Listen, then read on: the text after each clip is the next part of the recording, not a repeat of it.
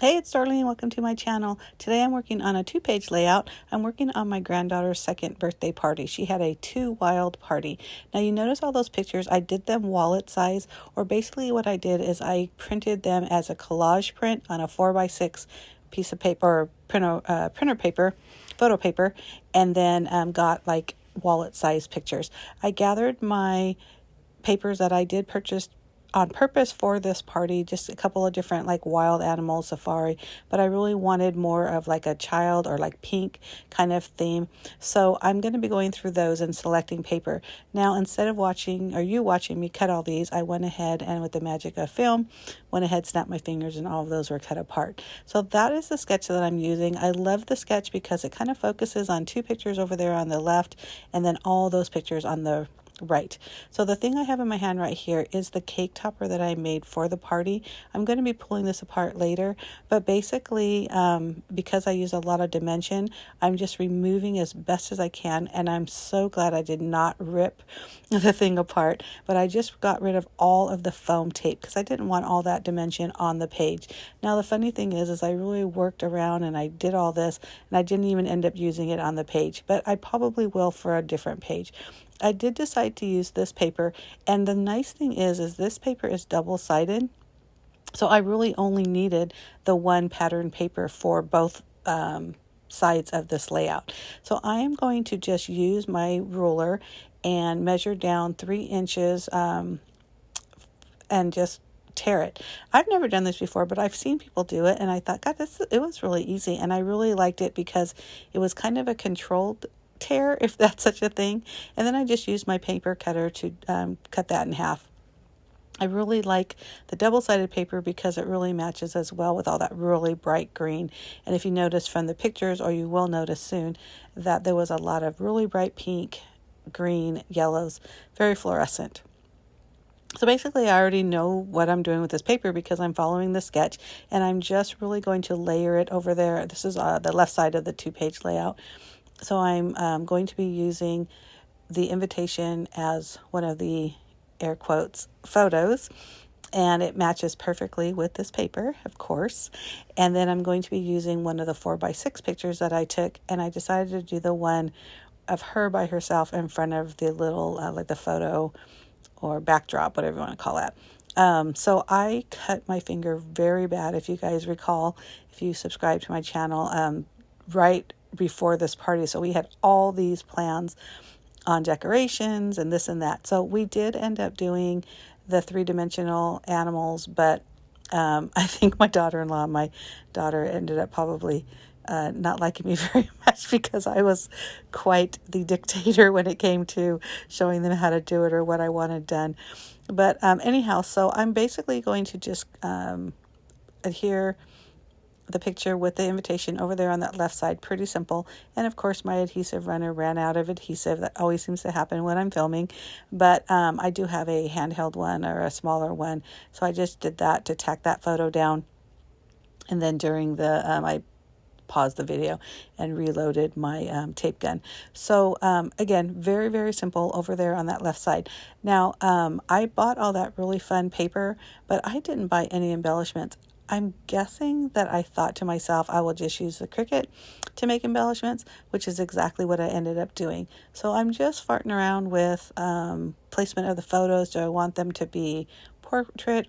I ended up landing on the photos that are going landscape direction. I think more of them fit, and I still kind of messed around with them. I have a lot of photos from this party, and I'm really happy that I made them these smaller sizes because I was able to get a lot of photos on the layout. You'll notice that I'm still not done fussing with these photos because I really do want to get as many as possible, but also I want it to be visually pleasing. So right now I just kind of put it aside. I'm not really going to think about it. I went ahead and put the pattern paper over there on the right side because I knew that was happening, so that was a given. And then I started looking through the pictures or the photos that I had that were 4x6, and I thought, you know what, I really like the idea of adding a 4x6 photo in this kind of cluster of photos.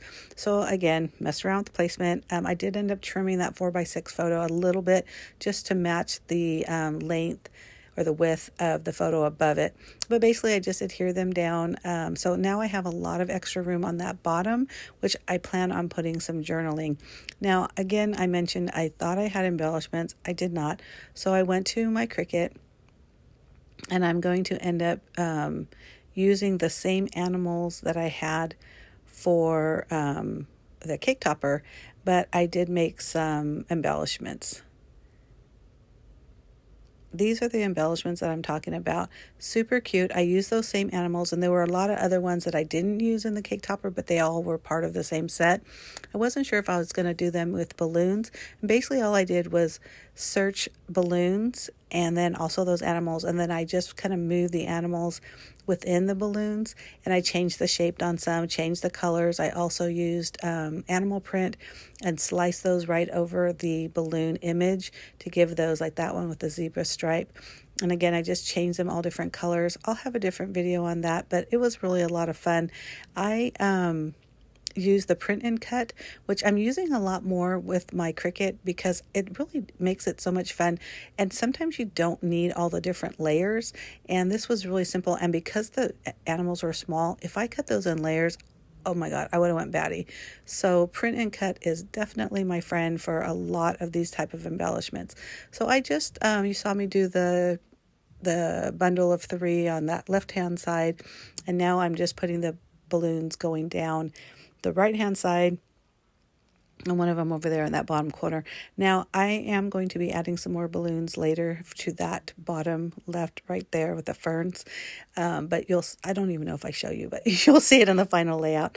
But I like the balloons just going all the way down over there on that right side. I think that looks really fun, almost like as if it's like a balloon banner. So originally I also thought I would make really small balloons and fill them in the gaps. That just seemed like too much trouble, so I did not do that. Basically, I just adhered them. I really like what I'm doing so far, and I hope you do too. And if you do, make sure you give me a thumbs up, and don't forget to hit that subscribe button. I do post at least two videos a week. One is always scrapbooking, and the other is whatever it is I'm creating in the command center, which just happens to be the name of my craft room and also my blog.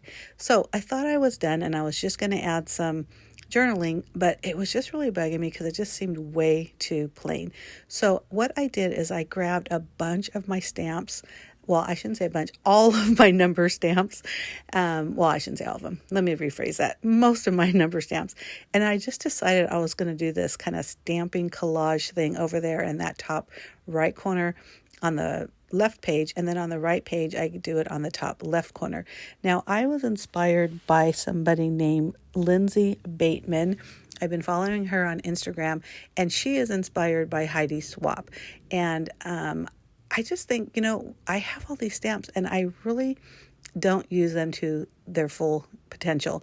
I absolutely love how this looked. So with each 2, I used a different color pink, and you could do a variety. And the very small one, I used black just to kind of stand out a little bit. I did a lot of generational stamping, and that's when you stamp fully inked once and then keep on stamping until you no longer get ink. And I like that too because it adds dimension. So again, I use Post-it notes to cover my photos or anything I did not want to get stamps on, or splatter, because you also notice that I did some green splatter. Originally I was going to do pink, but then I thought, oh, that might be a little too much. And I basically just did the same thing. And this time I put the 2 together because I did want to see a little bit of overlap on those numbers. And like I said, I absolutely love this, and I hope you do too. And if you do, leave me a comment because it was so simple. There wasn't much to it. Like I said, using my supplies, I didn't have to go out and buy anything. But I was really happy with this little portion right here.